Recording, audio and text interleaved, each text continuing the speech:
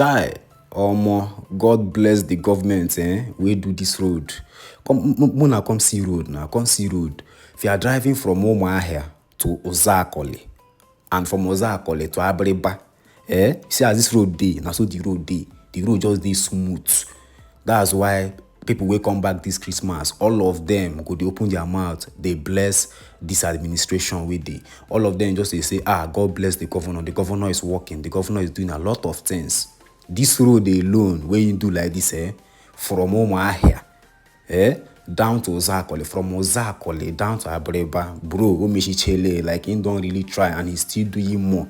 So in this video, I'm going to be driving through some areas in Bende local government. I'm going to drive through Lohum, Imeni, Imeni, and then Akole. Like this video is all about Bende local government area. Kifos on a Bende, AC, we naga Abiriba. Now the construction of this road in Mego, it has made traveling from Umuahia down to Abiriba very short. It's no longer. I remember when the road was still under construction. I know how, it wasn't like Abiriba was very far, but I know that the distance has reduced since this Umuahia to Abiriba section was constructed. The distance has reduced. So in the Abiriba Nala village, was a Fanala village, Hanona Moto Hana wasn't known by water. The road is now very, very smooth, very, very okay. Ndị Bende unu make enjoy you. Unu make ezigbo enjoy. Le no ụzọ nylon, ụzọ black nylon, very smooth.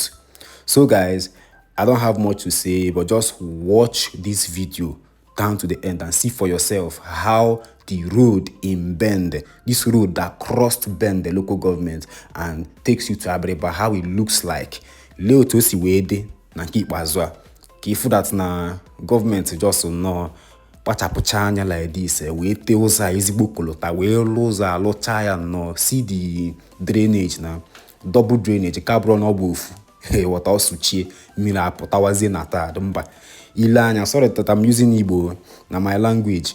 So if you check the road, the phone also they go very, very okay. But if you are driving, please drive carefully on this road. No go do say the road they smooth. May you not they fly. You understand?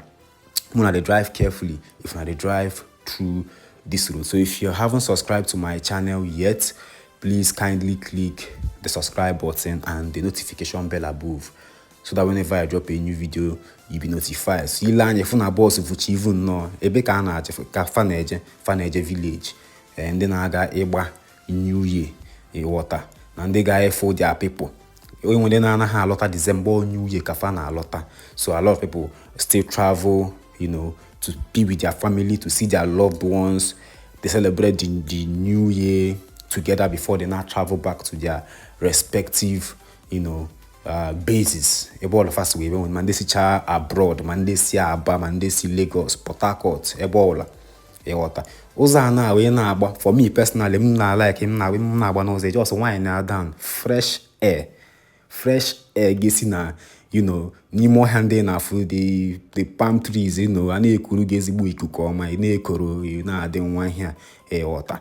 So guys, watch the video down to the end. Tell me what you think in the comment section. Ibronye lohum, because I'm sure the kaibafere, the kaibafere lohum, imeni, bafe, imeni, then akole. So if you are from these three places, you can kindly tell me in the comment section. Amarocha Uzuakoli, that's that much. It's okay. But from signboard, come see where kotakwa water.